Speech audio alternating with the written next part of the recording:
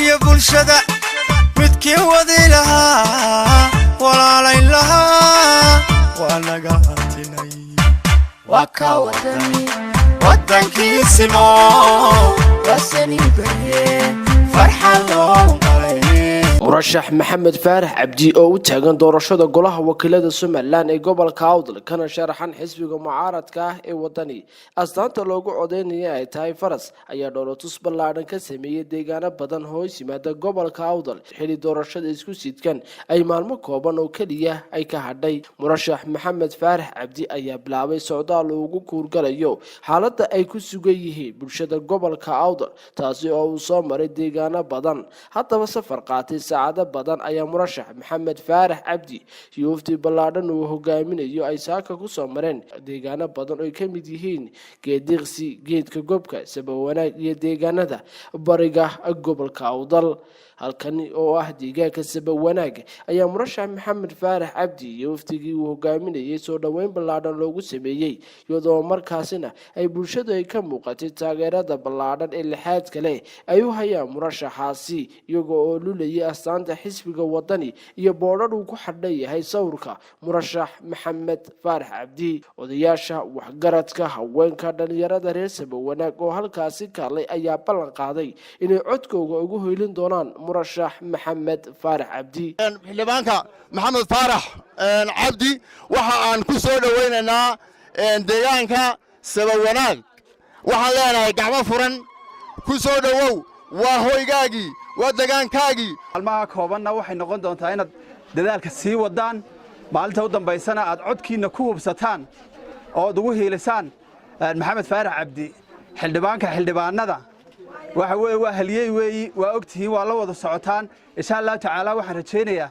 inaynu guulaysano maxamed ma guulaysanayo kelidii ma guulaysanayo innaga wada guulaysanana sabadona wajahno janana u kacayo maxaan rabay jaarkayga ma la jaan qaadana murashax maxamed faarax cabdi oo u taagan doorashada golaha wakiilada Soomaaliland kana sharaxan xisbiga wadani astaanta loogu codeynayana ay tahay faras oo halkaasi bulshada kala hadlay ayaa uga mahadnaqay soo dhaweynta ballaaran ay sameeyeen dhammaan bulshooyinka odayaasha haweenka hablaha dhalinyarada waxaan idinku mahad celinayaa sida qiimaha iyo sharafta badan leh ee aad igu soo dhaweyseen deegaanka sabadwanaageed maaha cid ma aha qolo ma aha reer laakiin waxa weeyaan waa ummadda reer sabadwanaageed weeye ma kala socno ma kala saartaana si guud baan idinku mahadnaqayaa si gaar ah idinku mahadnaqayaa kashka iyo laabtaan idinka mahadnaqayaa dareen farxad leh oo sharaf leh bay tahay aad bay qiiro gelinaysaa waxaan idinka mahad celinayaa waqtiga badan ceedda taagneedeen ee anaga darteed noo sugayseen ee xooluhu soo bayliseen ee shaqadiina u soo bayliseen shukran baan idin leeyahay haddii aynu helno ciidan rabnay inaan doorano waxaan heli doonaa waxa inaga maqan dawladdeena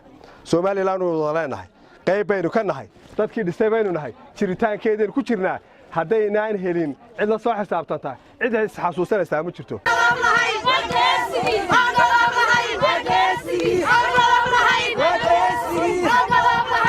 bulshada ku dhaqan deegaanka geediqsi ayaa maanta si weyn u muujiyay taageerada ballaaran ay u hayaan murashax maxamed faarax cabdi kuwaasi oo cod dheer ku sheegay inay codkooda ugu helin doonaan maalinta la gaadho 31 May murashax maxamed faarax cabdi odayaasha waxgaradka haweenka dhalinyarada reer geediqsi oo hadalka iska daba qaatay ayaa yiri marka labaad waxaan soo dhaweynaynaa xildhibaanka maxamed faarax cabdi baan soo dhaweynaynaa geediqsi ladhan ku soo dhawow dadkani aad iyo aad bay magaranaysaa kuu soo dhaweynayaan aadna way kuugu hanweynaayeen adigu waxaad u baahan tahay maanta in 10 cisho soo socda lagu hiiliyo waxa weeyaan adiguna 5 sano soo socda inaad dadka u hiiliso oo dhulka kaaga baahan si mug iyo miisaan leh ayaan u soo dhaweynaynaa aad iyo aad ayaan u soo dhaweynaynaa si shucuur leh ayaan u soo dhaweynaynaa si daacadnimo ayaan u soo dhaweynaynaa isaga iyo inta galbinaysa iyo inta ka soo horeysaaba waxaan leenahay maxamed faarax cabdi ha noolaadaan leenahay aan idin laanu aad iyo aad ugu mahadnaqayaa reer geediqsi sida wanaagsan ay noo soo dhaweeyeen ee sharafta leh anigu waxaan ahay aaqil guud waxaan ahay aaqil gobolka Awdal ka aaqila waxaan ahay aaqil dilaw aaqila inamada xildhibaanada dhamaantood aaqil baan u ahay mid kasta waxaan doonayaa inuu wax helo mid kasta waxaan doonayaa qolku wax helanayo dadkiisa wax u qabto uga ballan qaadeen in xildhibaanka inaad codka siinasaan ee sharafta leh ee noo soo dhaweyseen aad baan horta idin salaamaya annaguna waan idin hanweynayn inaan idinku nimaadno ayaan aad u jeclayn waayo waa tuuladeennii ugu horreysay degmooyinka murashax maxamed faarax cabdi oo halkaasi bulshada kala hadlay mahadnaq ballaadhan bulshadaasi u jeediyey aan ogahay gobolka awdal degmo kasta tuulo kasta oo aan istaago aniga waxa ay tahay gurigeygii guri gaara ma lihi goob gaara ma lihi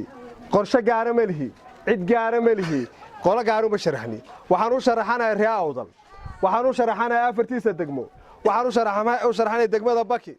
waxaan u sharaxanahay degmada lughaya waxaan u sharaxanahay degmada saylac waxaan u sharaxanahay degmada boorama waxay deeqa qaranka awdal waxay deeqa shacabka awdal waxay deeqa dadweynaha gobolka awdal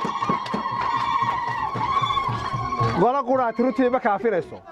qoys quraatinaya ma kaafinayaan laakiin waxay kaafinaya guud ahaan shacabka gobolka awdal waxay kaafinaya guud ahaan degmada baki waxay kaafinaya guud ahaan degmada dila waxay kaafinaya goob kasta oo ku taala degmada dila sidaa darteed reer geediqsi horena waan u joogay maantana waan joogaa berrina waan joogi doonaa waxaan u baahanahay in la dareen noqdo waxaan u baahanahay in la dhiig noqdo waxaan u baahanahay in la garasho noqdo waxaan u baahanahay inaan la noqdo baahida geediqsi taalla gurigeygay taallaa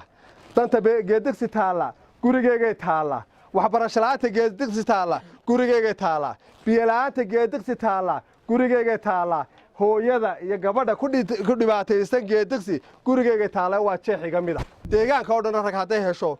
dadka waxbay la qaybsan doonaa waxaan doonayaa inaan aragtidiina xambaaro inaan qorshihiina xambaaro inaan fikirkiina quruxda badan xambaaro inaan rabitaankiina meelgeeyo inaan miisaska ka hadlo aan ku faano awooddiina aad siisaan aan ku faani karo aan wax ku soo dhicin karo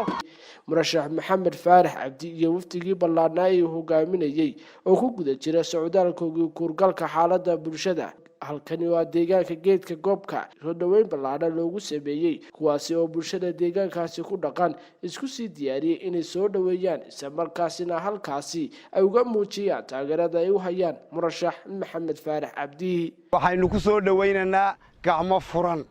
ma ku soo dhoweynaa xildhibaankeenna ma soo dhoweynaa waad mahadsantihiin allah idinka jasaa'id siiyo maxamed faarax cabdi xildhibaanku waxaanuunu isku nahay reer hargeysa waa xildhibaanka inoo bedeli doonaa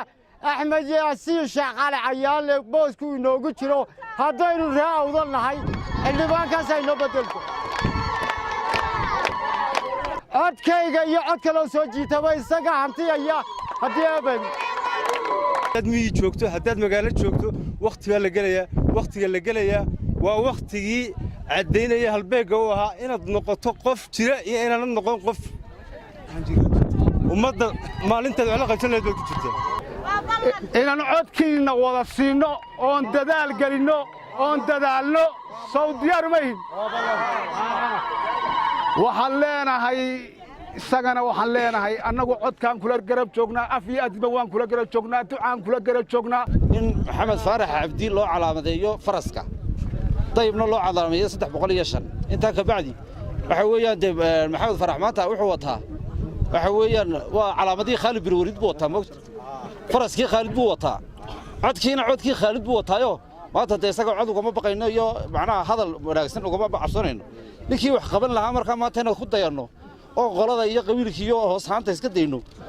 oo dhaafno kor u kacno si aan bari ula xisaabtami karno la xisaabtami karno maxamed faarax jira anagu mustaqbal baan doonaynaa Soomaaliland dadkii aasaasay 1960kii deegaanadani ka soo jeedeen ee ka soo saxay boqortooyada Ingiriiska